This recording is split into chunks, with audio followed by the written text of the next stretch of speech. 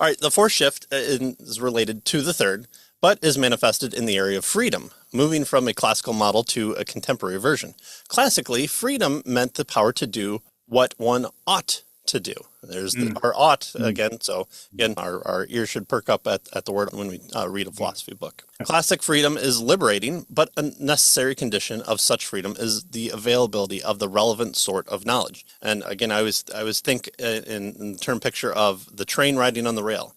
You have the rules, you have the laws there put in place so that you can be the good train. You can go down the path of the rail, and you don't want the broken rail, you don't want the big sand pits in the way. You just want to be able to travel from point A to point B, what one ought to do to be a good train. And we think freedom is the ability to look at the river next to the bridge on the railroad track and go, ooh, I want to go swimming, right? So that's not freedom, that's going off the track of being what the good train does, stay on the track. Absent such knowledge, contemporary freedom has come to be understood as the right to do whatever one wants to do.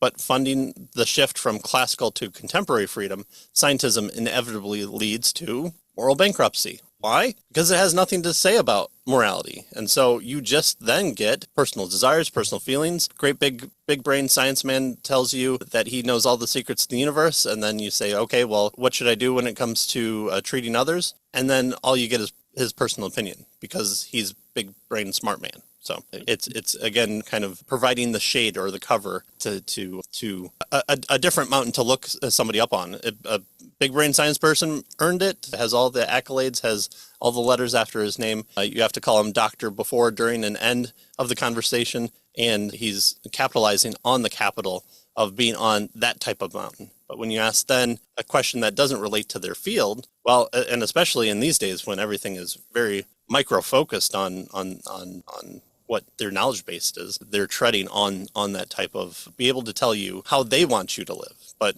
you can just go, well, I don't really believe that. And we all just have to shrug our shoulders and hopefully not nuke each other off the planet. Yeah. So finally, he tells us that scientism, he's going to talk about the whole notion of tolerance here and now. And he says scientism warrants a shift in how we think about and practice tolerance. Again, moving from a classical model to a contemporary one. So according to the classical sense of the principle of tolerance, notice, a person holds that his own moral views are true and are known by him to be such, and those of his opponents are false. But he still respects his opponent as a person, and he respects his right to make a case for his own views. So under the classical view of tolerance, the whole notion of tolerance is they are wrong, but they have a right to be wrong, right? I don't accept their false belief, right? I believe my belief is true. Theirs is wrong, but they have a right to it, right? Strictly speaking, he tells us on the classical view,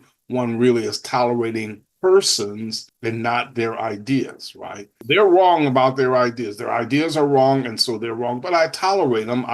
They have a right to be wrong, and that sort of thing. So that's the kind of the classical view of tolerism. It's based on disagreement, really, is the idea here, right? We disagree, but tolerance says you have a right to your particular opinion. And so, although I don't accept it because it's wrong, you have a right to make your case for your view. That's the classical view of tolerance. Boy, I wonder what system views people in a similar, one could say almost image that they also bear within themselves to view them in the similar fashion. Maybe as some kind of, let me just throw out a Latin term of imago Dei here and say there might be a system in place that has provided for the best level of tolerance, and we can treat each other as maybe one would want to be treated as well. How about that? Yeah. That's antiquated. Let's throw it out. Sorry, I came from primates. You came from a fish. We know primates are better because I say so. Never the two shall meet. That's right. Well, classical tolerance presupposed the reality of moral knowledge. For that reason, it cannot survive in the culture of scientism. Again, it doesn't touch it, so it can't survive. It needs to waste away out in the wilderness. And it is scientism that has led to the contemporary view of tolerance. The contemporary version of tolerance, popular in the general culture, goes beyond the cultural version in claiming that one should not even judge that other person's point of view as wrong.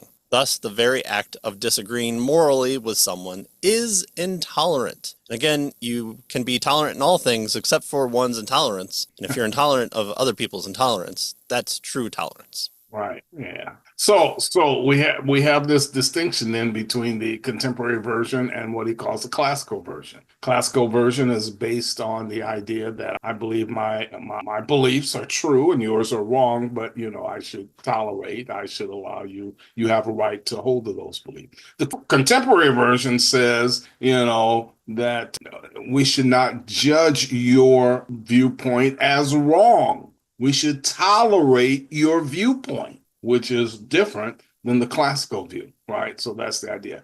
Now he's going to kind of talk to us about why this particular I need to tolerate your viewpoint, it doesn't work, right? Why it's deeply flawed. And he gives us a couple of ways to see this. He says, first, this idea of I need to tolerate your viewpoint, even though, it may be wrong, I still have to tolerate it. He says it cannot be consistently asserted or lived out because those who affirm it imply that others who do not share their view of tolerance are wrong. So notice it's attempting to say that you're not wrong. I'm being tolerant by saying you're not wrong, but it's what you said earlier. But if somebody is not tolerant, then they are wrong. Right. Well, wait a minute. You're not being tolerant about intolerance. You're being tolerant about everything else, but not intolerance. That's not fair. It's being inconsistent, right? In other words, people who follow this new version, he tells us, of tolerance, do not tolerate those whom they consider intolerant, right?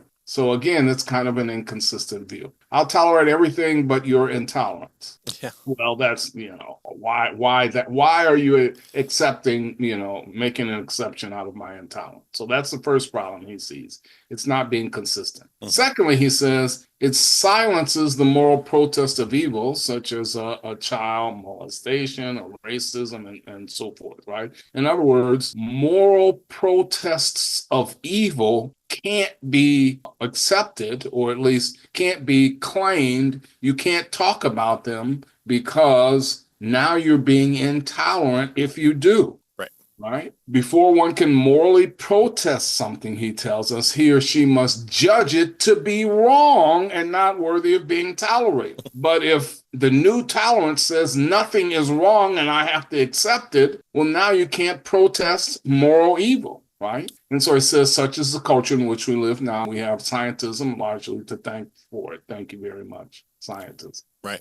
And so, yeah, the racism or returning a call to end women's suffrage, those at least currently are still in the zeitgeist of being viewed as negative. But that molestation area seems to keep peeking its head out a little bit more. And again, we have to ask then, at what point do we allow that into the conversation as a legitimate item? And, we don't want to be viewed as intolerant of these poor people out here wanting to do stuff. And, who is it of us? Which of us has been without sin to cast the first stone? And, it's not even a sin to them. So why shouldn't we allow this to happen? And so we have to then come up with all these kind of savings right now. But, the conversations are happening right now for that. And so we'll see where this goes post middle of 2025. Yeah. Notice if scientism says that ethical claims are meaningless, right?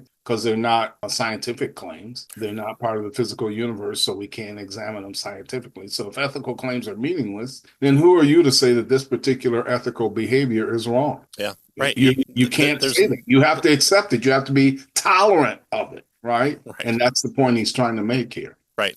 And then you just ask, ought I be tolerant? And that's where the whole thing crumbles, and we have our saving issues there.